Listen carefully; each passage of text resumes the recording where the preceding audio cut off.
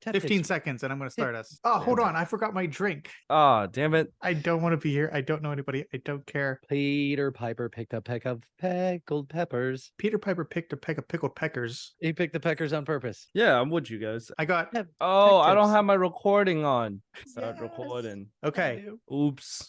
Tech tips with Tony. TTT.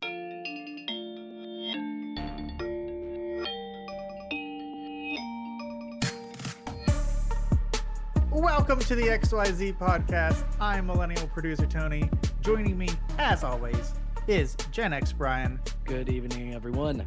And Gen Z Winston. Ready? I'm about to do my best impression of Brian. Hello, everybody. That's so bad. I could. What it do? Is that, there we go. What it do? Ooh, it's a reverse. What's going on? Right. I could never say that with a straight face. What do you mean? What it do? What it do? Yes. I don't think anybody would ever, no matter how I said it, I don't think anybody would ever take me seriously. All right. As a convincing what it do. One thing I did wanted to ask you in the this will make me sound like an ancient old person, but isn't that the whole point of the show? Well, kind of. Yeah. This is for the older folks. This is the old folks guide to Gen Z slang portion of the show. Dap me up, dap it up. What is the dap? Okay. Hold on. It's some sort of fist bump. Is that a dap? No, a dab is like when you like shake hand. Again, this is a visual podcast, or we should have been a visual podcast. I didn't realize this had like hand choreography. It is, because when you say dab me up, two people are gonna clap their hand against each other, and then they're gonna slide their palm until it's the finger part touching each other, and then they would close it, and then they would shake on it. That's dapping it up. Dabbing it up is also effective way to pass COVID from one person to another. Yeah, but that's rub your hands on as much surface area of my arm as possible. Squeeze it, yeah. and you smash the germs in the finger crevices, and then all right. But dabbing up can also be like where you just palming each other's hand like this and like dabbing each other, shaking each other's hand. Like that's just the way the kids do it. So it's a slightly toned down high five. Is that it? Yeah, pretty much. No, it's half a high five, half handshake. That's what it is. And I'm like, I can't wait till when like handshakes go away and dab become like the official like greeting. So you go to like a freaking job interview, yo, what up, dog? And you just like yeah. Thank you for taking the time to meet with me. Fist bump. Me walking in on a job interview. What it do? I definitely am. I wasn't a germaphobe, but definitely post COVID, I'm leery of handshakes, and I used to, I would always handshake. But do you just fist bump people? I do. I'm not a fist bump. I mean, I will fist someone back, fist pump someone. I will fist someone back. Okay, jeez, that will be edited out. I want that clipped. Yeah, keep it in. I will fist bump someone. My goodness. But I would not be the initiator of a fist bump. I feel like I'm too old to be fist bumping people. I don't know. That seems like a younger man's game. You look like what's his name? The dude that's like, how do you do, fellow kids? While holding yes. I was gonna say Brian mentioned being a germaphobe, and I went, you got the Howie Mandel look going. That's true. Good. I'm not stupid, but it's just I'm aware of it now. So the handshake but I have definitely noticed the fist bump becoming more prevalent, at least in the people I run into. But okay, people so can we try it? The 90s MLB just forearm smash. They still do that on base. Do? Yeah. You know what I do? I do that when my hand is like, I had just washed my hand. I'll be like, oh yeah, I'm trying to dab you up, but my hand's wet. So that's what we always end up doing. Okay, so that's different from dabbing, right? That was sweeping the nation, the middle schools years ago. No, that's a different dabbing. That dabbing and dabbing each other up. Yeah. Different. Dabbing is dabbing each other's hand, and then dabbing is doing that. Like so one's with a P, one's with a B? Yeah. Okay, the B is the one with the head and the hands in the air kind of dance move. This is so bad to do it in like an audio format, like it's awful. I didn't realize. I thought this will go on the socials later. I'll make sure we've got visuals. Yeah. Right. Okay. It's so bad start to the show. All right. Second thing I wanted to bring up that just made me shake my head on the youth of today. Was at the coast this weekend at the beach for a wedding, and literally walking through the downtown area, like the Main Street area. My wife and I hear this girl walking out. I don't know if she's coming out of a restaurant or whatever. She's on her phone, FaceTiming because of course, right? Walking down the street speaking loudly, and all we hear as she passes us, she's like, "Oh yeah, it was definitely Instagrammable. Super cute." And then she was out of earshot, and we just looked at each other like that was like a caricature of what I hope people really aren't like, but that All right, just happened. here's my question though: was she like around my age, or was she around Tony's age? Because that's Younger. younger Really? than me.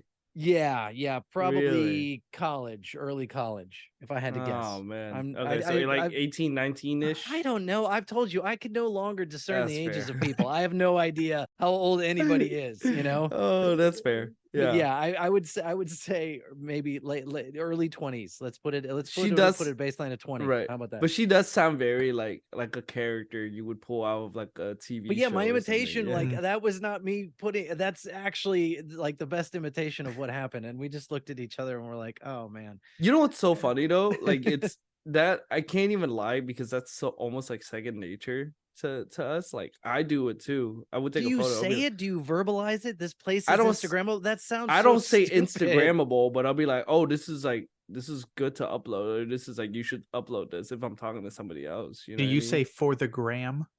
No, that's Thank something goodness. that's Just people say your age. all words and phrases I hate.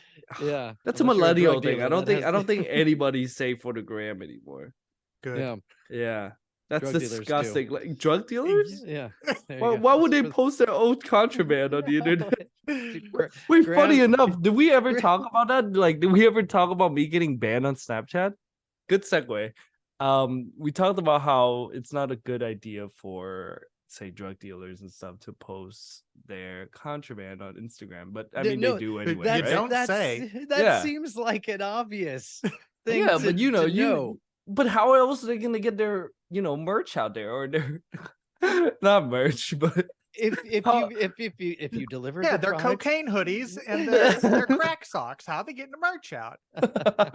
well, they're gonna advertise some way, right? It's the Right. same way Yeah. we're trying to advertise ourselves, right? But it's like, how do you generally do it? generally it was word of mouth.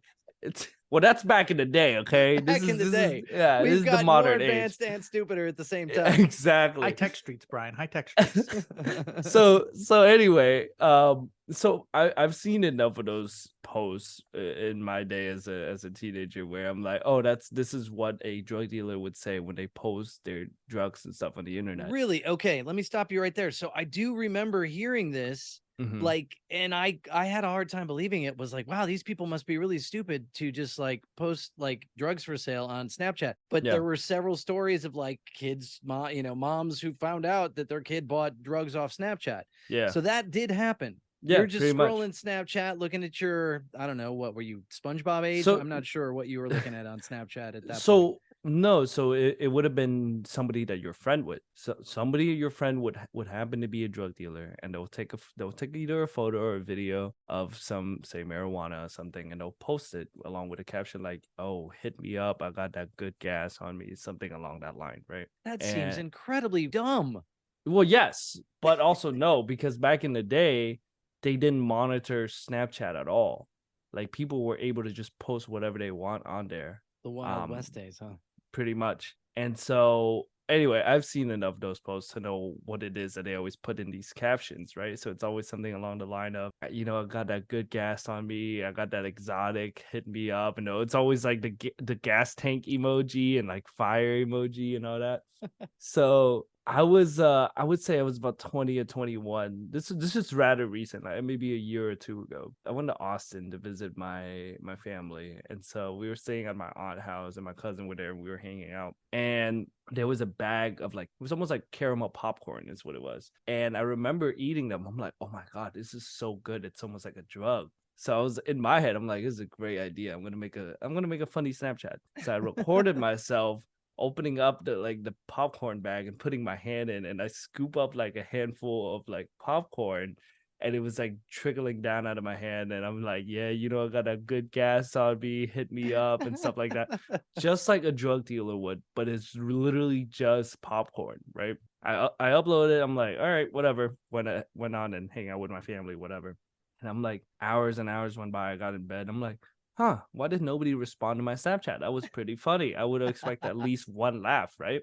I opened my Snapchat and it was like, you're not logged in. I was like, that's weird. So I tried logging in. So I put my account name and password in, and they're like, yeah, we have actually banned you. And I was like, why? And so I got no email notification, no nothing. And I was just like, what the heck is that? So it was like having trouble logging in or whatever. So I clicked that. And long story short, I went through the whole process and they're like, yeah, we banned you for selling drugs on Snapchat stories. And I was just like, I wasn't even selling drugs. It was literally just popcorn. But I did do some research into it and read it and all that. And apparently, because Snapchat had decided to go onto the stock market and they went public or whatever, they had to monitor and control the content that's being churned out on their platform. Wow. So then they have implemented an AI to kind of just look through moderate everybody's Snapchat, which is insane, by the way, that they can just see whatever you said, whatever you post. And I guess they're picking up keywords and whatnot. Yeah. And so I guess because I put, I got that gas on me, that exotic on me, those are keywords that are being hit. And it was to the point where I'm like, well, worst case scenario, I'll just make a new Snapchat. They're like, nope, we actually banned your device. So you're not allowed to make a Snapchat at all. And I was like, all right. So I had to get rid of Snapchat. They know, man. They know where you go. That's crazy. Was it a perma ban? It was a perma. Well, it was a device ban. So I'm sure I can make a Snapchat now, but I'm just like, I don't know, man. If it's tied to your email, they might still probably. I mean, I could make a different email. It's whatever. That's but a lot of work for Snapchat. Not make a different email. I have different email I could use, but I'm just like, I'm a 24-year-old man. There's no point of me being on Snapchat anymore. Like, that's something I used when I was in high school. The only thing I'm upset about getting banned was losing all of the memories I had saved on my Snapchat. So I had so many like photos and video going all the way back to when I was in high school that was still on there, and I lost all of that. Well, so I was just like, well, shit. Yeah, that's what happens when you sell drugs, Winston. I know, right? That's my concern with digital media nowadays. Mm-hmm. I have a ton of pictures on Facebook going back to high school, and like all of my college pictures and stuff are on there. Things while I was dating my wife, our engagement, wedding photos, things after that. If something would happen to Facebook and all of that went away, it's just gone. Back up your account now. It's just gone. You can do that. But the same thing. You can download all your stuff, but who cares? But right? Winston will agree with me here. Physical media for video games is almost non-existent now. Like even if you were to go buy a physical copy of a game, oftentimes it's a disc that facilitates a download. No, it would be a disc case with a downloadable code on the inside. Yeah, like, and then it's like 120 gig download, and you're like, well, then why did I buy this? I can go play my Super Nintendo games, no problem. But I've got a physical cartridge. Well, here's one thing I just saw. Hang on, Tony. Do you still have Atari 2600 cartridges? I know you have your. Your Atari. I got like this binder and a whole. Oh man, that's it. There's a binder. That's the white thing, and then the wood paneled thing is where the console sits in, and underneath it's full of, I would say, 30 to 40 games. Oh, that's fantastic! I just saw they're releasing the Atari 2600 Plus. Oh, I saw that with all the games, right? Yeah. Well, you get 10. You get one cartridge with 10 games, 10 classic games on it. HDMI outs in the back, but the whole thing is that what actually plays the old 2600 cartridges. Oh, you can put in your you can put in your old games and play them. That might be worth picking up for me then. See, I don't know why. I mean, out of all of us, why am I the one who knows about this? You guys are the gamers. I never grew up with That's Atari true. You have no love for the 2600. Yeah, I don't. Yeah, I grew up with a PlayStation. That was my intro to modern gaming. But I was gonna say though, I was expressing to my friends that I wanted to buy the new Spider-Man game that's coming out for the PlayStation 5. Take in, I don't have a PlayStation 5 yet, but I was to buy the new PlayStation 5 and then also purchase the Spider-Man game. Yeah, so I was like, I'm just gonna buy the game first, and then I can go and get it after, because the collector edition have this really cool statue of Venom and Spider-Man, and it's 19-inch, it's huge or whatnot, and it's like Spider-Man, yeah. Spider-Man. There's so in the collector edition, you get the 19-inch statue. You get a steel case display box, and then you get some stuff for inside a game. And so you're like, oh, I should get a disc, right? Because there's a steel case display case. Nope, no disc. They're like, we'll give you a code for it. What the fuck is the point of giving me the case if I can't have the disc with it? Yep. Oh, that's so weird. Exactly. So you're paying, you end up paying $240-ish for essentially a figure. And I'm just like, yeah, that's just for the game? Yeah. Well, the game $240 for the game. Well, it's a collector edition, right? It's the game and then all the cosmetic stuff that's included in the game. Right. And then It's also... not the console as well. No. It's the game and all its attached toys. Oh my gosh, man. Yeah, it's ridiculous. End of July of next year, Microsoft is shutting down the Xbox 360 store and marketplace. Which a 360, I mean, to be fair, there's not a lot of people using a 360 anymore, but they still physically connect to the internet. But Microsoft's just going, all your stuff will be gone. Dang, and so people you can't had, even transfer it? Think of the lifespan of the 360. It's 15 years before people really migrated over to the Xbox One. Yeah. And it's just like, all right, well, there's 10 to 15 years worth of games that people may have bought that you just don't have anymore. Now that was still more in the era of physical games. But if you were trying to be an early adopter with digital things, it's just like gone. You guys, all your bases are belong to us. Exactly. You have no more games. Oh, wow. That sucks. Yeah. Would you go back to using a Walkman? No. If they made like a modern version of a Walkman, would you use it? They have your phone. I mean, you got your phone and your headphones. That was no. I'm talking about the Sony Walkman itself. I had the Sony Sports Walkman, the yellow one. Yeah. When that thing came out, it was like the coolest thing. I mean, I loved that thing because suddenly you could take your music everywhere. That was really other than carrying around a radio or jam boxes as we called them back then. Boom boxes too. The boom boxes that was in the breakdancing era. Yeah. As breakdancing trickled out to the suburbs of Chicago and Indiana. Little white kids everywhere wanting to know how to breakdance. I was one of them. This tracks with the just past the Michael Jackson era, Jackson Jacket era is the breakdancing, bust out a piece of cardboard era. Oh God. I gotta circle back around to this Atari Plus. You just looked it up. Tony's like, I know what I want for Christmas. I might have one soon. Yeah. Is it $100?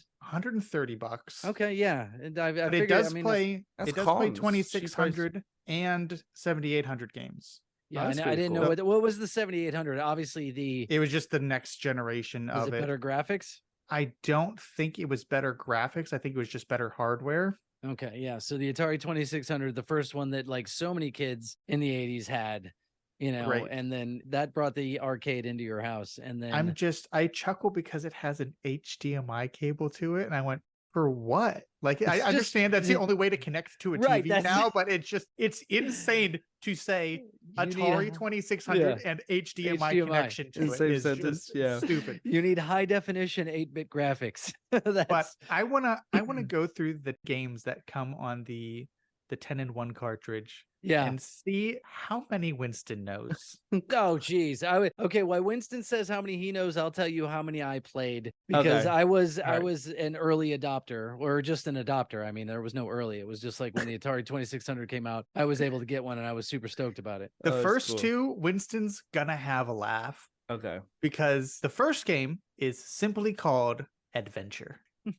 Oh, you know what? I know a ton about that game, actually. Like, I'm not even joking. They made a cartoon, and he's got this dog with stretchy arms. All I know about Adventure, it was that game that was played in Ready Player One as the last mission to get the key. Okay. Oh, good reference. Right? Okay. Very nice. Yeah. And but again, I love when Winston knows about something, it's through alternate means. It's not through the original means, but it's through alternate means. And I do like that though. Yeah. So it's you somehow. Did you have Adventure, Brian? I did not. What about Combat? Yes, absolutely had Combat. Played the heck out of Combat. Explain Combat. That's not like Contra, is it? Where much less advanced. Yeah. Okay. Right. This is the one with the tanks. Yes. Yeah. Okay. So you're literally in tanks on one side of the screen, and I believe there's barricades, and there's somebody in tanks on the other side of the screen, and you just try and shoot each other in the tanks. Oh, so as it's you a blow multiplayer. Out the barricades and stuff. Yeah, 2-player. I mean, that was that was what was cool about Atari is you had 2-player. Well, I mean, you had multiplayer options. Yeah. All right. What's the third game? Dodge 'em. Is that like a dodgeball game? Sounds like it would be, but That one I don't remember as well, but I do remember playing it and loving it. If I remember, it was things being chucked at you and you moved out of the way. I think, these are very high level concepts.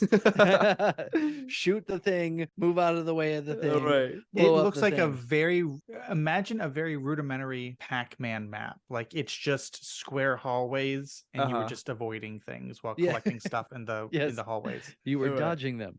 Yeah.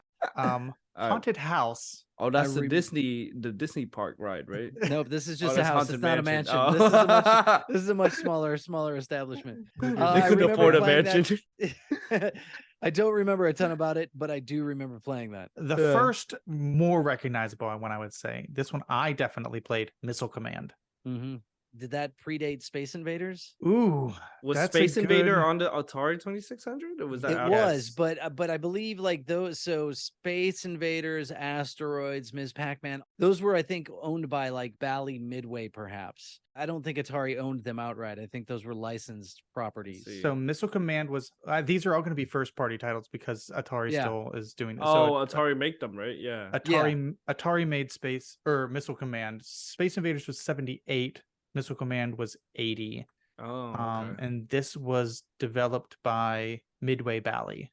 So Missile Command is just a bootleg Space Invaders. There you go. They're separate games. Like Space Invaders has your block of aliens that come down and you shoot from the. You're still shooting things out of the sky. It's just at a different angle. You are. That's true. Yeah. So, okay, what else you got? Yeah. You got Real Sports, Volleyball, Surround.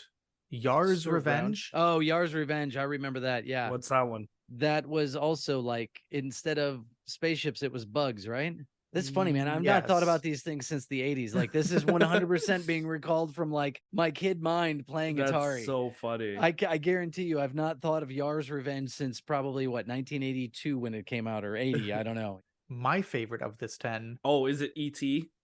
Nope, they are definitely not renewing ET. Video pinball. So it's just a pinball. It's a rudimentary pinball. Was Tetris on the Atari?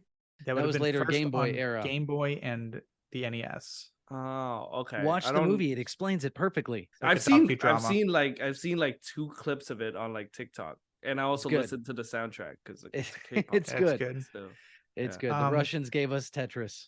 None of these would be what I consider best games on Atari. So, Brian, I got to ask, what was your favorite Atari game? Immediately comes to mind Pitfall. You talked about this before, too. Yeah. I just remember spending a lot of time playing Pitfall. Pitfall was the one where you're kind of like Tarzan, right? Where you keep swinging between vines. Mm-hmm. Gotcha, yeah. But just like anybody, I mean, I played a lot of Pac-Man. I mean, the country had Pac-Man fever. They even had a song called Pac-Man Fever. Oh, God.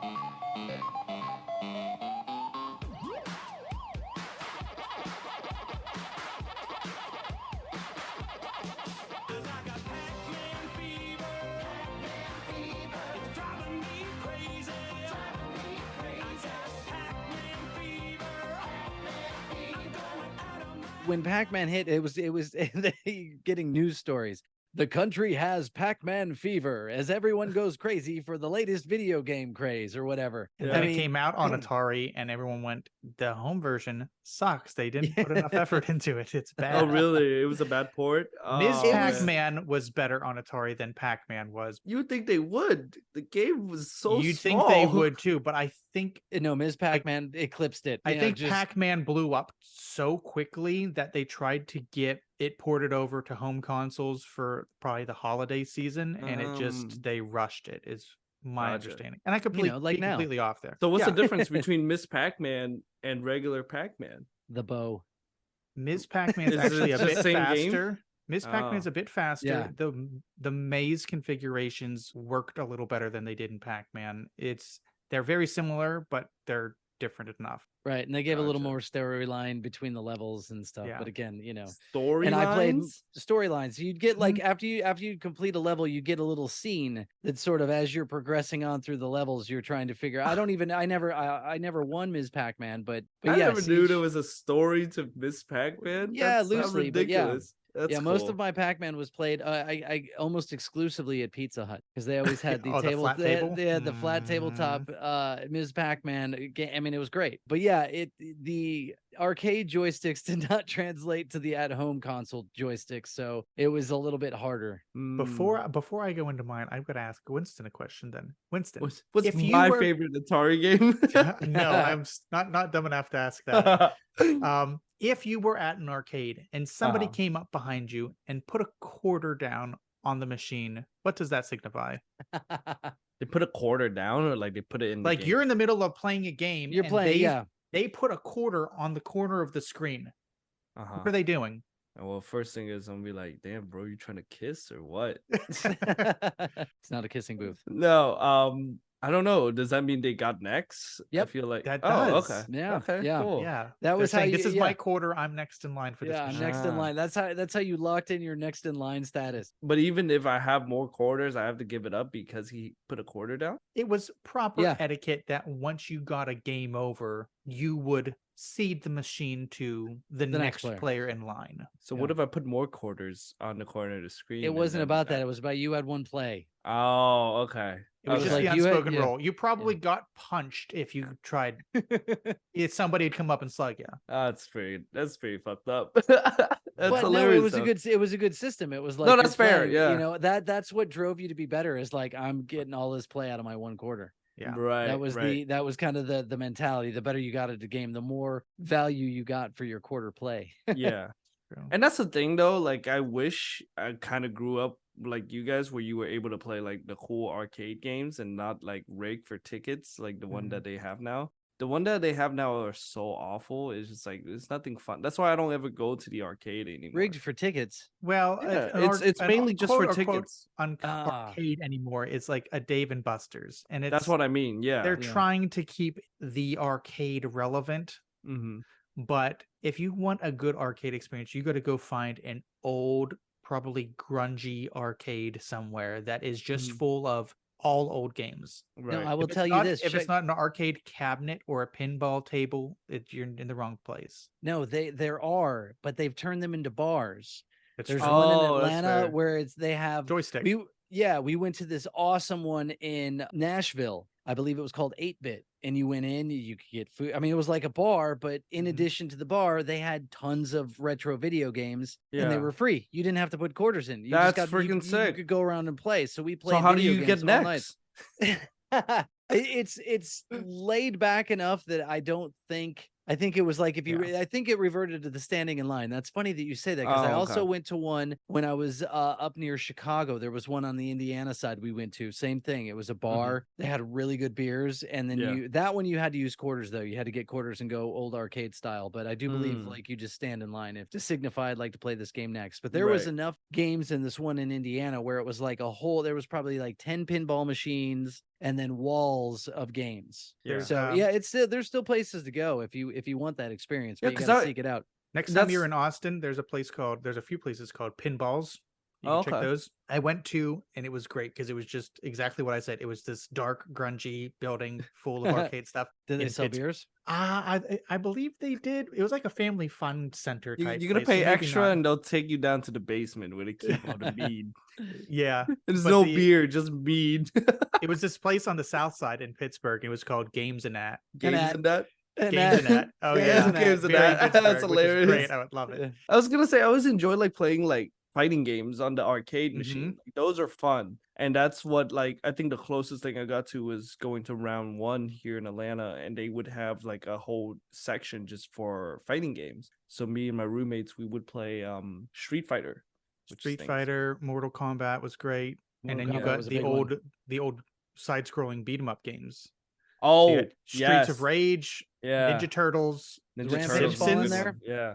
This arcade I went to in Indiana had the Simpsons. I played the Simpsons a lot. It was fun. A good one. Is that like a beat 'em up? It's like kind of. I mean, how would you describe the Simpsons? It's weird. No, I would describe the Simpsons as a beat 'em up. It's as a beat 'em up. Okay. Like the Ninja Turtles ones, where you picked a turtle, you walked down the street, and enemies would come at you from the sides and stuff, and you just punch them. Have they contributed to your child violence? I mean, were you? I mean, Call of Duty and GTA did, but yeah. Probably more so, yeah. Which is insane because I had no business playing those games at 8-year-old. But again, that's why I'm so like desensitized to these things, right? It's just like we grew up a little too fast, like people my age at least. You're 8. Oh, here's a game where you get guns and you just shoot people, and then everyone just like, oh, it's normal. Was this before the video game rating? When did that happen? Well, there's always been video game rating. We just don't think so. There has not. No. Miss Pac-Man did not come with a rating. No, I mean like it would have been rated E for everyone. Well, I'm talking about like Call of Duty and GTA and stuff when I was like, what are those rated? I don't know what video game ratings are. M for mature, yeah. What are the video game ratings? E for everyone. E for everyone, T for teen, M for mature, and there's another teen or one. Teens, teenagers. Teens, okay. Yeah. And then M for mature. That's it. Yeah, M for mature. And there's RP, which is rating pending. Oh, right. RP 17 plus, which means it's most likely going to be mature. E10 plus. That's for 10 people. Yeah, 10 years old. Yeah. M for mature, which is 17 plus, and AO for adults only. AO. AO. That's porn. They also have a retired rating, which they don't use anymore, which is EC for early childhood. They're like, wait, we can't really be that obvious that these all started in 1994 due to Grand Theft Auto games like Doom. Oh, and especially like the whole court case that started this was because of Mortal Kombat. Oh, that's right. Yeah, Mortal Kombat was so violent. Was so bloody, and it was such a controversy for the Sega Genesis that whenever the Nintendo version came out, they used green instead of red for the blood, so it was less violent. Yeah. Although like that was fooling anybody. Right. So 94 is when video game ratings came into being. The formation of the Entertainment Software Rating Board started in September of 1994. An offshoot of the Homeowners Association. I feel, you know what's funny? Evil. I really think I thought all those times, and again, I'm not a video game guy, so I wasn't really paying attention to game commercials. I thought it was rated T for teams. I thought it was always saying teams, like it was that was a you had to get a team to play that game. Oh yeah, because E is for everyone. Everyone can play together. Right, but teams, you're gonna play in teams. You get a team, and you have to cooperate with your teammates to go take on a village.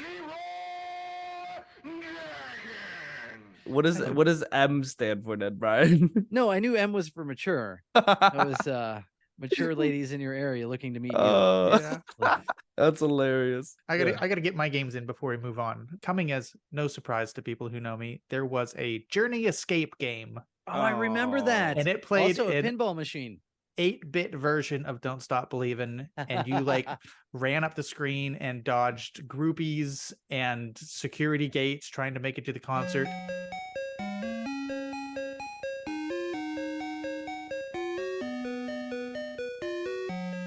Oh my gosh, that's awesome. It's so good.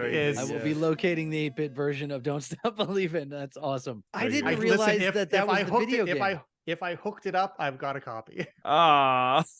I do own a copy of Journey. I feel like after we finish up, you're gonna pull down your Atari and just plug it up and just play it for nostalgia. Oh man, that's a lot of. That's like that's a whole thing. I'll record it. It'll go up on our socials. Yeah. Or Tony buys the new one. He gets an HDMI cable. Boom, easy. That's true. Easy. Yeah. You are now you have the capabilities to capture all of your 2600 gameplay. $130 for a console that I already own and works though is sort of paying $130 for an HDMI port. Yes, exactly it, Brian.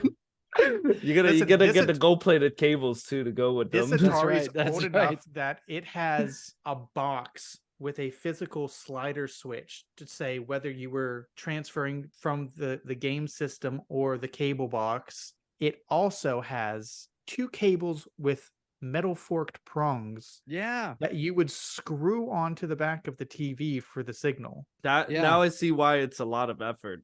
So I thought it was just like a plug and play. No, back in the day, cables. I could plug in just the cables, but But yeah, it was the equivalent. If you did have cable, you had a slider switch. It was like, it's the equivalent today if you've ever had an HDMI splitter. Same thing. Oh, it's like, how can we get multiple things hooked up? Suddenly with the VCR and with game consoles, you're like, I've got multiple things plugged into my TV, Oh, yeah. Well, to record. You got to remember, Winston, a lot of old TVs, you'd plug in a peripheral like VCR or a game console. Yeah. There were no like input channels separate from the regular channels of the TV. That's right. So, I like, remember. Yeah. You had to go to channel 3. Channel 3 or channel 4. Yeah. Yeah, you had to specify that. One of my favorite movies, Scarface. There was a tie-in video game for Scarface where, Brian, you've seen Scarface, right? The movie. I didn't know there was a video game. On what platform? PS PS2. So they came out with a Scarface video game. Yeah. So funny enough, so at the end of Scarface, Tony Montana got shot up and died, right? Like he fell in the pool and everything. In the game, he didn't die. He got shot up, but he was wearing a vest. So now you play as Tony Montana trying to rebuild his entire empire all the way from scratch. Oh, wow. Yeah. And so it's funny. There's like missions where you would drive around with a pet tiger in your car. And it's just like, it's so stupid, but I love it. That was one of my favorite games to play when I was growing up. Again, very desensitized. Yeah, a lot of violence. Young Winston playing How to Rebuild a Drug Empire in Miami. That's fantastic. Exactly. So speaking of all these games, here's a topic that I mentioned to you two earlier that I think would be fun to talk about. It's back to school season, and my brain, despite not having kids of my own, is on school. One of, I think, probably all of our favorite times at school would be gym class. And I thought it would be fun to reminisce about gym class in school. Is there a certain question that you want to ask? Was there a favorite activity that when they like you showed up to gym class and like we're doing this today and you're like freaking right, awesome, pumped. Well, the two things that we had were the rope climb, where you fully had a rope suspended from the gymnasium ceiling. Yeah. And you had to climb to the top of the rope, and then also the pull-up test. Go do pull-ups to see how many you can do. Did you guys have those? I didn't have the pull-up test. We had a rope, but the rope was only in it while I was in middle school because apparently some kid that was in high school was climbing the rope and fell and broke his leg in the gymnasium. So they were like, yeah, we're getting rid of it. So the rope was still there. You're just not allowed to climb on it. And there was no classes for it. Because I had the opposite. I had no rope, but I had the pull-up bar in something that we called the Presidential Physical Fitness test. Ronald Reagan. There's an episode of this is going to be so over Winston's head because he didn't grow up here. Yeah. What is that? The Presidential Physical Fitness test was a series of physical tests that you would be measured on as to how well you could do, and then there were like 2 levels that you could achieve, but things included like pull-ups or your time on running the mile. I think you had all those things, right? Yeah. Ronald Reagan, I believe, rolled this out to all the schools, and it was like a big deal. Like they're going to see how fit America is. So they rolled out these tests to all the schools, and you had all these things you had to do. So we were subjected to like how many sit-ups can you do in a minute? How many pull-ups can you do? How fast can you run a mile? Yeah, it was sweeping the nation. 1984, 85 maybe? The 1940s and 50s is the origin of the test, so it's been around for a while. I'm trying to see if I can find a list of the program checklist. While you're looking that up, Tony, I'll say this: I didn't have that, but I have the Fitness Gram Pacer test. What is that? It's a multi-stage aerobic capacity test. And this is something they say, and even now it's being memed by the kids all the time. It's like, because every kid my age experienced it, and we all hated it. And I think it's like you're running back and forth. It's a 20 meter pacer test. Okay. But it's in 30-second intervals. Yeah. The Presidential Fitness Test is comprised of 6 activities. You had curl ups, which are just sit-ups. Sit-ups. Yes. Yeah. Everybody laid on the floor, and you had a partner that like kneeled on your feet. Legs, Yep. And if you were lucky, you had a mat. If not, don't wear jeans. Nope, you were just on the hard gym floor. Yeah. Pull-ups, push-ups, my nemesis, the sit and reach. And Brian, back me up here. We had these, they were like specialized boxes. So you'd put this wooden box with this board that came over the top of it against the wall, and you put your feet against the end of the box with this overhang over your feet, and there was a roller on it. And then you sat straight-legged and saw how far you could reach to your toes or past your toes. Yeah. For those at home, Tony said ruler, not roller. Yes. Oh, I heard roller. The Pennsylvania came out. Sorry. No, yes. And it was basically, how far you could stretch forward to your toes, right? Or past your toes if you were really flexible. Yes, I was never that guy. Yeah, the 1 mile endurance run. And something similar to what you're talking about, Winston, was a 30-foot shuttle run. Oh, yeah. Which we used. So you had 2 ends 30 feet apart. Yeah. And we used like chalkboard erasers. Oh, and you'd start at one end. Yeah, and you'd hit, You'd run to one end, pick up an eraser, come back, drop it. Come back to the end, pick the second eraser up, come back and drop it, and you were timed on how fast you could do that. Oh, geez. No, that's a little different from the one I did. Mine is terrible. Were you emotionally scarred? I think every kid that ever have to do it is scar. So Tony, did you have to do pull-ups in front of the class? And Winston, did you have to climb to the top of the rope in front of the class? No, remember some kid broke his leg. Oh yeah, so they got rid of it. But it was there. But up until he broke his leg, people were doing it.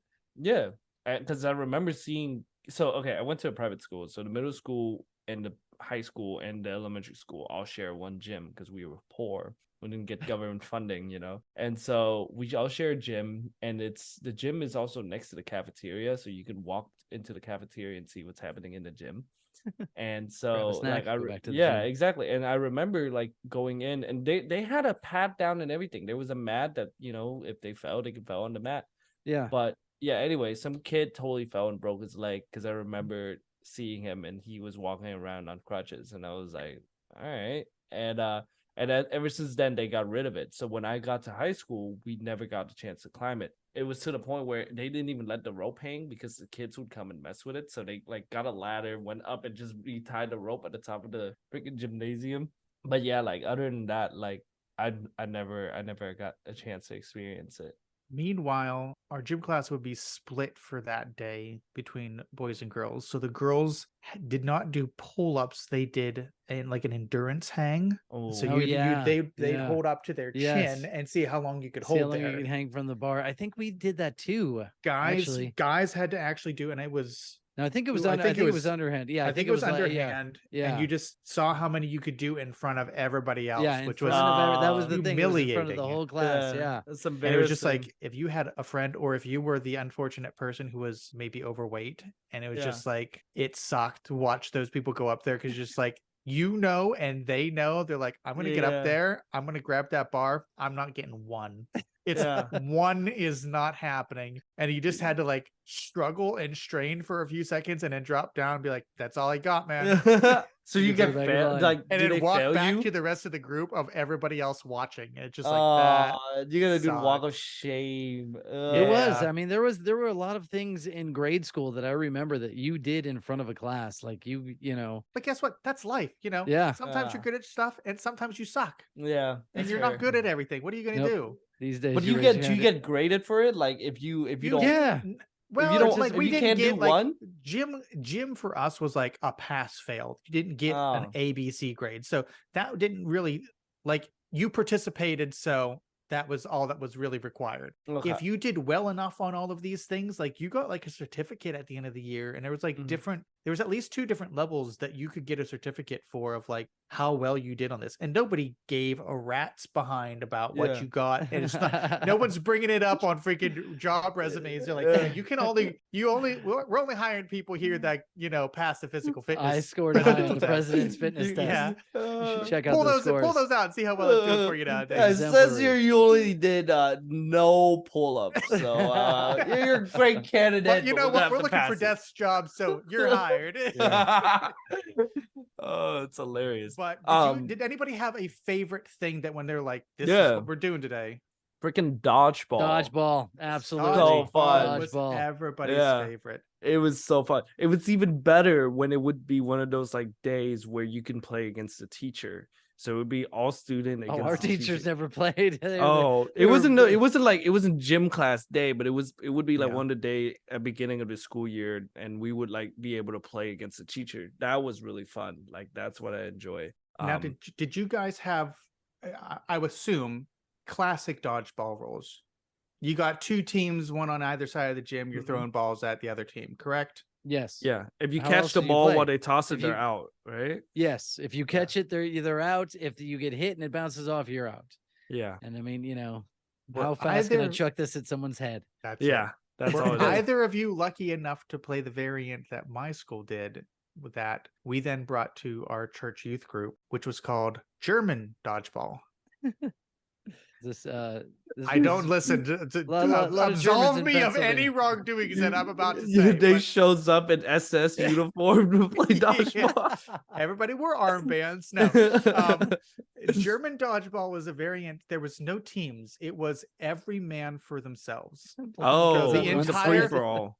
Oftentimes we had 2 gym classes going at a time, so we had half of the gym, and we had like this hard divider wall that we'd like separate the gym with. But German dodgeball was every man for themselves. There was like maybe 2 or 3 dodgeballs that would be used at once, not very many. Yeah. But it was sort of ultimate frisbee rules, where if you had the dodgeball, you couldn't move. You could pivot on one foot. Right.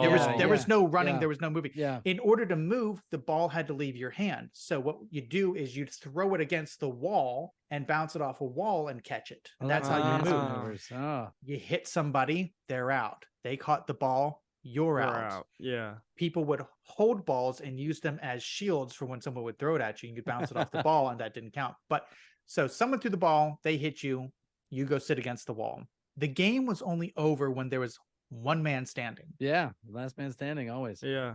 But you could get back into the game because you had to keep an eye on who got you out. Because Winston, you hit me with a ball, I go sit against the wall and I sit and watch the game.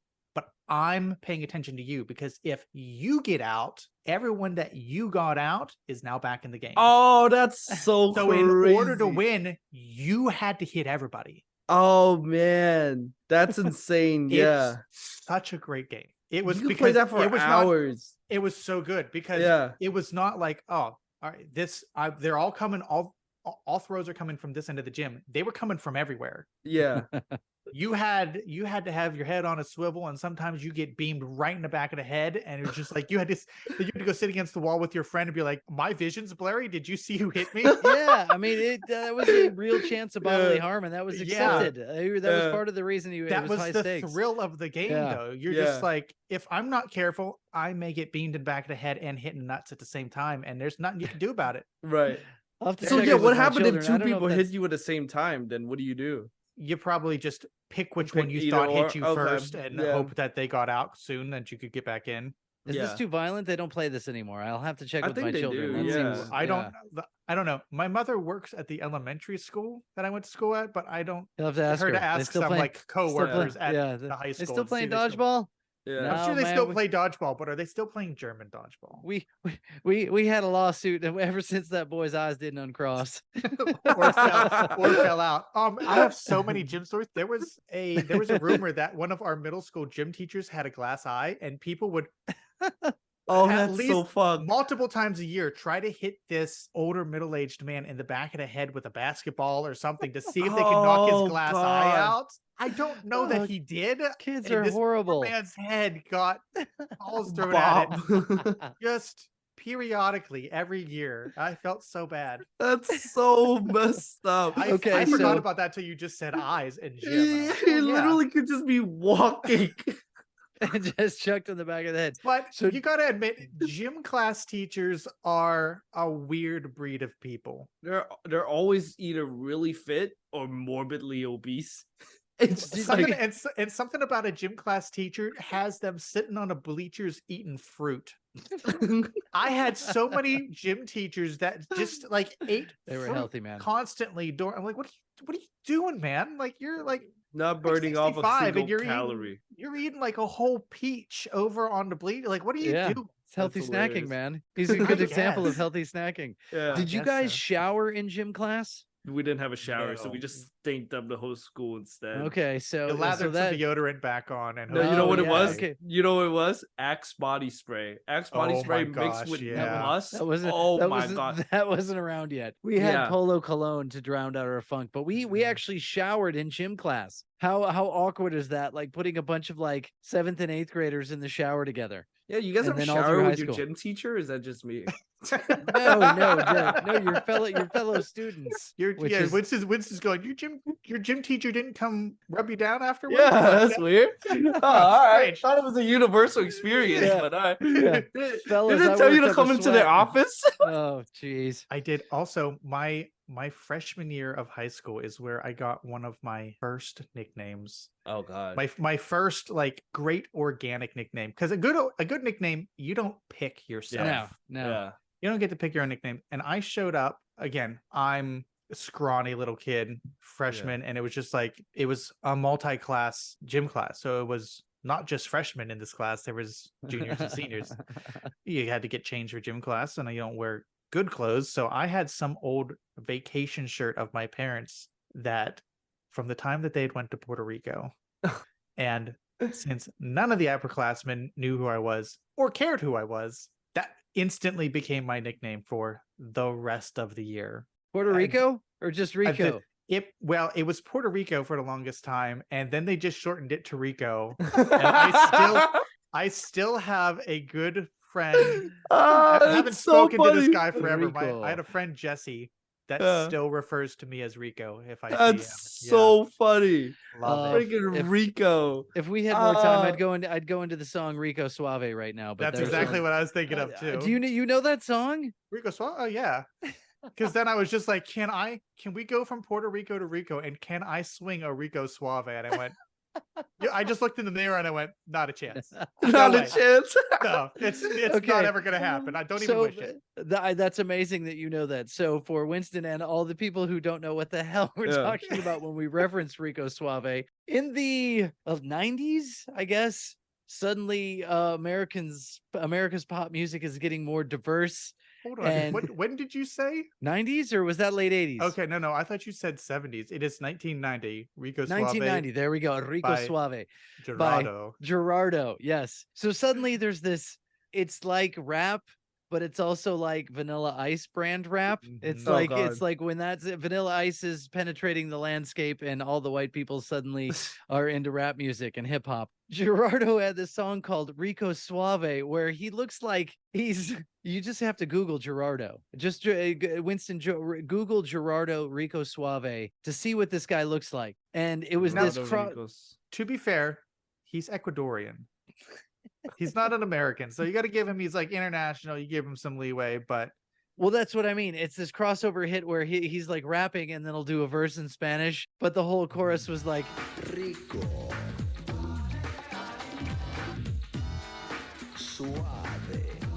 Rico Suave, and suddenly he got the long hair with the bandana. he's like the Ecuadorian version of Fabio. It's like that's hilarious. And this was the thing, and suddenly this song was everywhere. This really bad rap-ish like song, and people were singing. Everybody from that era who heard it knows Rico Suave.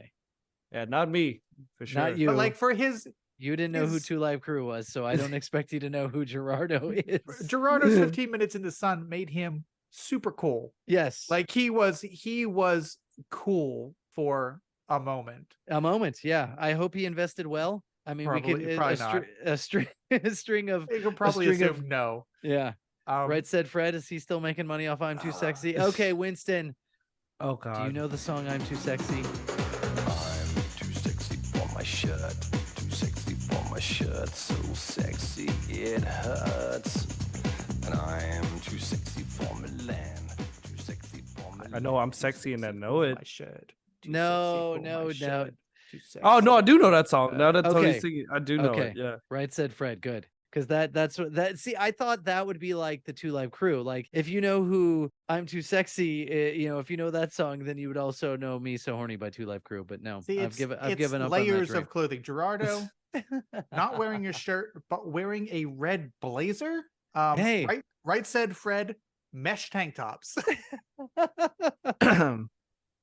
Fun fact, totally non sequitur. I met Carrot Top one time in a club in Orlando. He was wearing a mesh tank top, a mesh half shirt. It was a mesh shirt, but it was a mesh half shirt. He's weird because he's freaking jacked now. He was definitely. He looks like if you said something wrong to him, he'd punch your head off your shoulders. Yeah, but he's like 4'5", so he probably hits you in the midsection. He's But yeah, he Get him an apple box and he'll punch your head off your shoulders.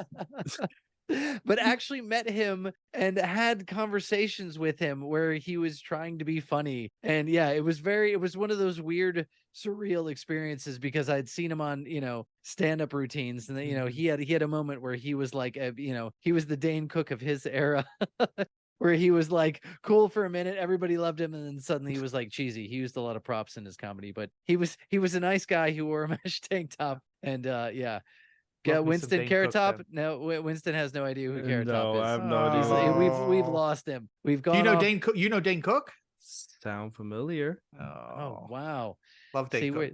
See, we're bringing up too many things to go in and explain at the end of the episode of just like seriously. all of these things that now I'm like wondering what the cutoff is, because if I know about them and Tony knows about them, but Winston doesn't know about them, there's a cutoff there of when that cultural slash was. Well, yeah, but I was technically born I was born at the end of the 90s and raised in the early 2000s, so there's still a large gap between me and Tony, I feel, right? Well, plus you had 11. Okay, yeah. So in Vietnam, how much American culture leaked over to Vietnam in the I wouldn't know. I was under 12. I mean, I know like pop culture stuff ish. Like I knew Britney Spears. I know about Britney Spears. Okay. I know about Michael Jackson. Yeah, because I feel like 1984, I was 10 years old, and I feel like 1984, 85 were like humongous pop culture moments in the United States. Yeah. Everybody knew about the Pepsi Challenge. Everybody knew about Michael Jackson, Madonna. I'd love to get into the Pepsi Challenge. I had a t-shirt that said, have you take the Pepsi Challenge? I love pop culture stuff, but we'll save it for next time. We'll save that for next time. Yeah, that's a whole different can of worms. Yeah. If you took the Pepsi Challenge, let us know. Write us a comment. Leave us a rating wherever you're listening to. Unfortunately, those of you listening on Stitcher, hopefully you found a new platform and haven't completely dropped us. If you were listening on Stitcher, let us know where you're listening to now. That might be of help to us and to you. I want to thank you for listening. Tell a friend. We plead with you every week. Tell a friend. If you're listening, tell somebody. Hopefully you like us. If you're still listening, tell somebody else that, hey, this good show with these three idiots talking about nothing, you should give it a listen. Suriname, we're looking at you. Suriname, I don't know who's listening down there. I had to look up where you lived, but thanks. That sounded insane.